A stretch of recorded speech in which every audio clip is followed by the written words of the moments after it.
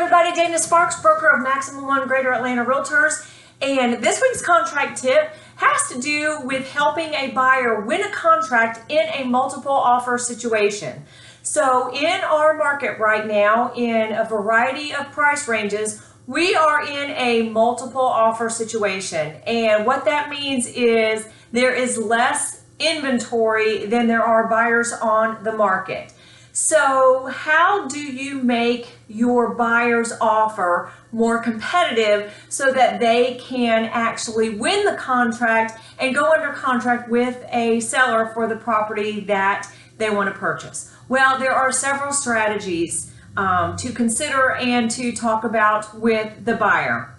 The first strategy is, just in general, the first strategy is make sure that every offer your buyer is making is the highest and best offer. Don't wait for a seller to come back requesting for highest and best. Number one, a seller doesn't always have to come back for a highest and best when they receive multiple offers. And many times the seller is just, with the multiple offers, many sellers are just accepting the best offer that they get at the time. So in this market right now, definitely just make sure that your buyer's offer to that seller is the highest and best that buyer is willing to offer for that specific property. So that's number one.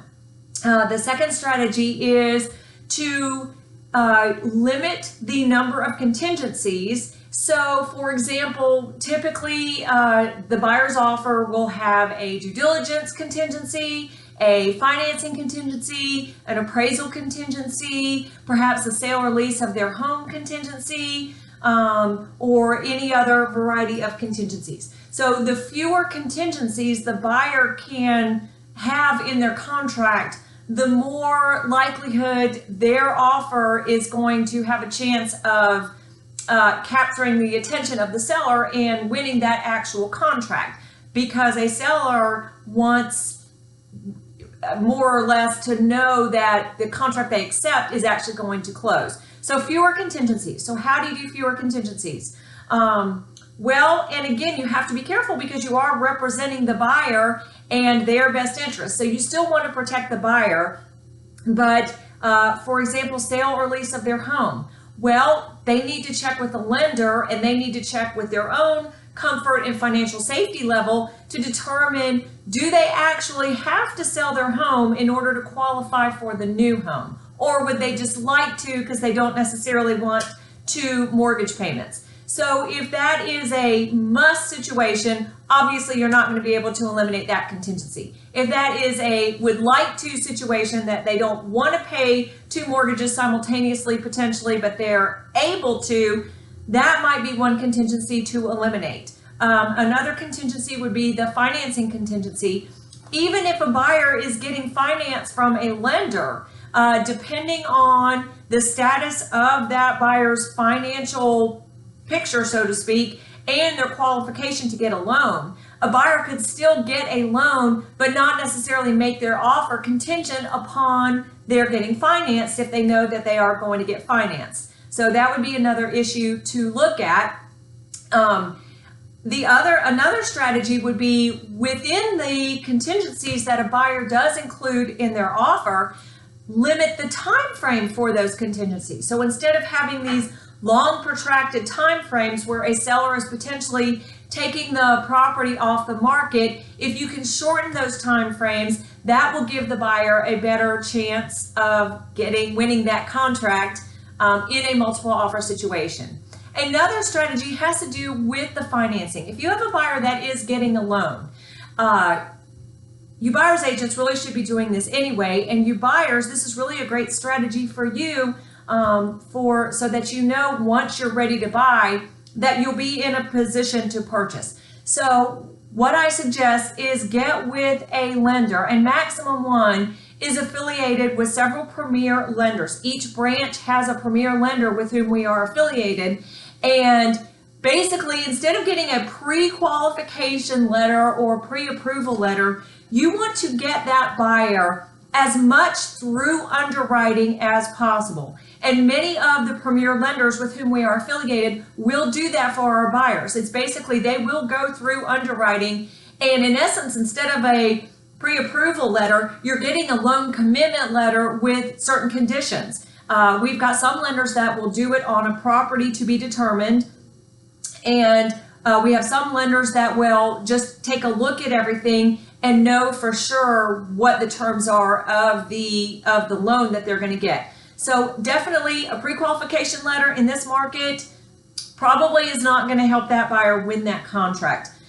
So again, you want to get with a lender, and please check the premier lenders affiliated with your branch. Start with your branch first, and then look at the other maximum one premier lenders. Many of our lenders that we with whom we work will take that buyer through underwriting prior to writing a contract. Again, you're going to have some conditions, obviously, appraisal, final credit check, checking with employment, and so forth and so on. But definitely get that buyer much more qualified rather than just an initial conversation with a loan officer. Along those lines, you as an agent, it is very, very important, and you buyers out there, if you're watching this video as well, it's very, very important to deal with a lender that is local to the area, somebody that you can go to their office, you can get that person on their phone, somebody that you can have immediate contact with. That is so important, number one, in this market, and number two, for a whole variety of reasons throughout the loan process, throughout the contract process, as well as afterwards for checking up on the loan itself and if it gets sold and who's the servicer, to avoid all sorts of fraudulent issues. It's very important to be able to work with somebody, like I said, that you can go drive to their office, or you can pick up a phone and get them on the phone. So definitely check out the, getting the buyers through loan processing a little bit further before you even make the offer. That is another way to get a buyer, another strategy for a buyer to actually win a contract in a multiple offer situation. Another strategy is the escalation clause, and we're seeing this increasingly more and more. And again, for a buyer to win a contract, an escalation clause can definitely put them in a position to win that contract. And what that means is the buyer is going to go in on their offer with on the front page of the purchase and sale agreement, there, in GAR or the RE forms, you're going to fill out the purchase price that the buyer wants to offer for the property.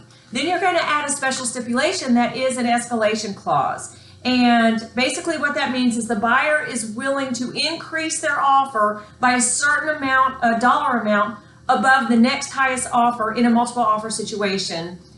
But you want to cap it, because you obviously can't spend the buyer's money. The buyer can't pay for the house more than what they're going to be qualified for. So you need to cap it, and you want proof. So the verbiage would be, again, on the front page, you're going to have the offer, and then you're going to add a special stipulation that says, buyer to pay X amount of dollars, and again, that's going to depend on the buyer's financial situation and the price range of the property.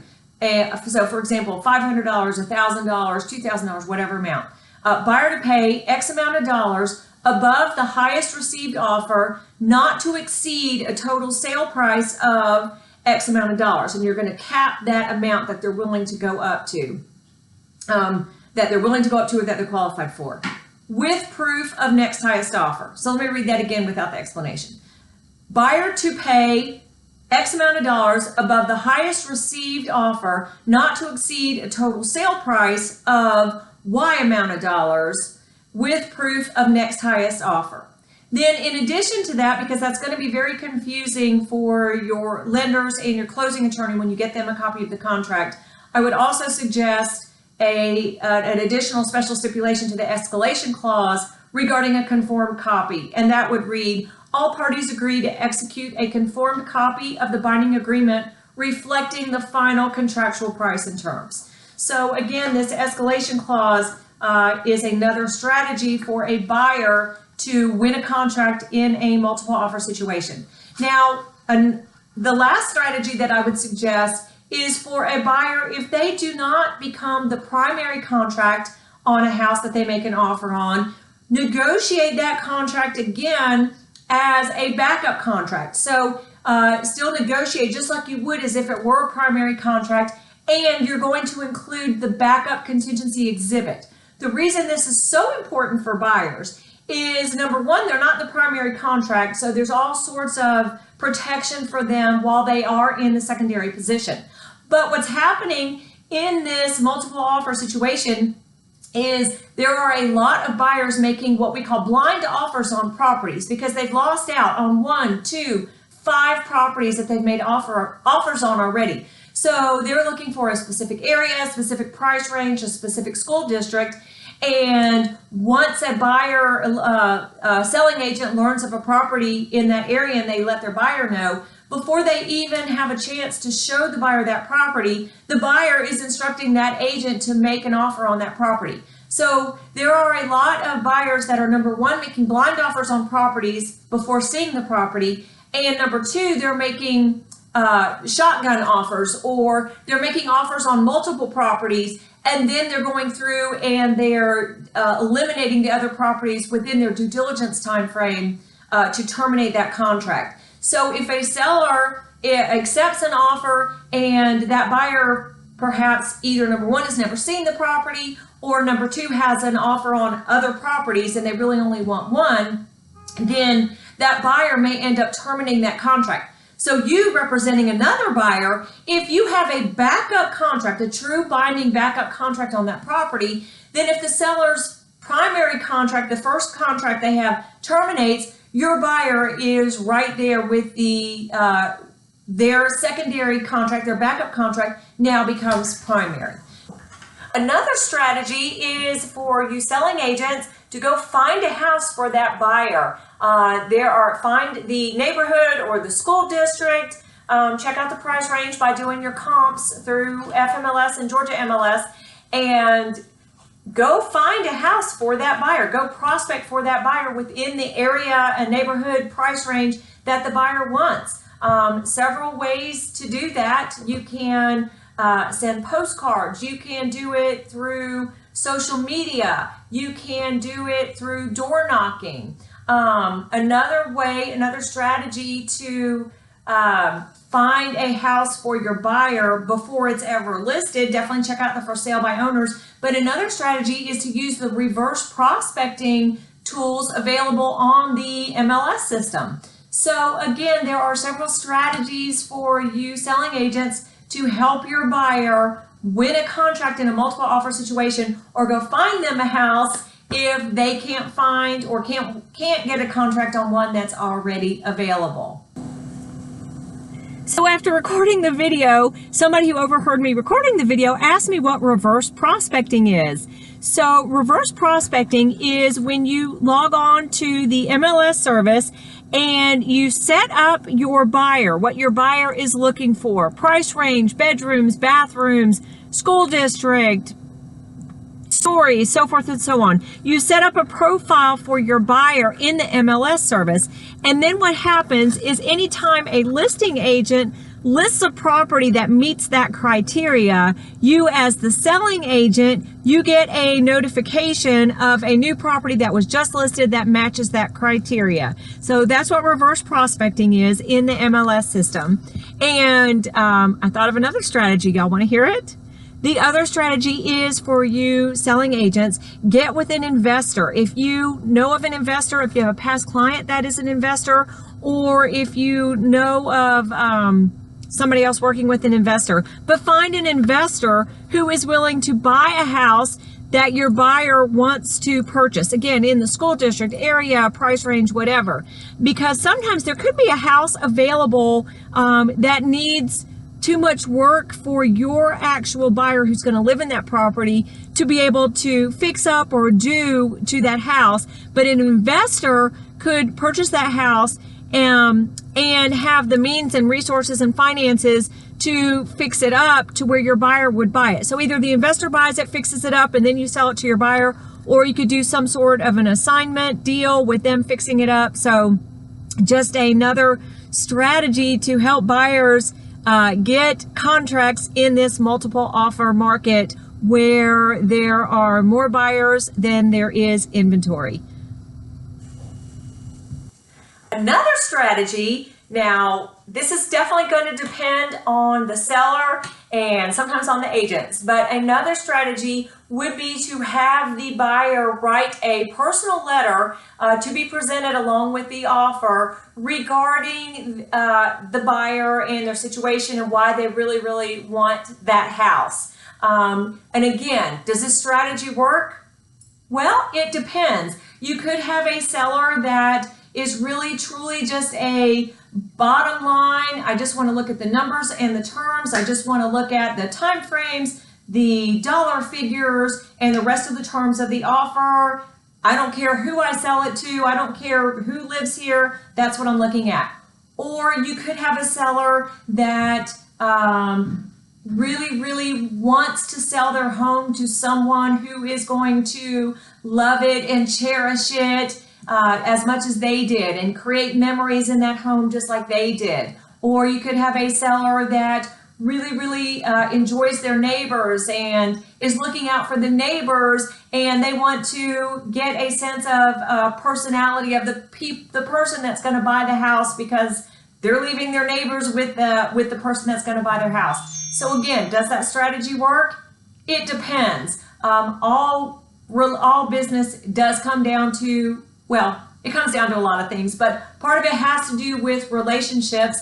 And so if you can create the relationship or portray the personality of that buyer, that may have an impact as a strategy to help that buyer win a contract in a multiple offer situation. So again, hope this contract tip helps you. Strategies to help a buyer win a contract in a multiple offer situation. Thank you so much for watching. Dana Sparks, broker of Maximum One Greater Atlanta Realtors, satisfying your needs with service, innovation, and education.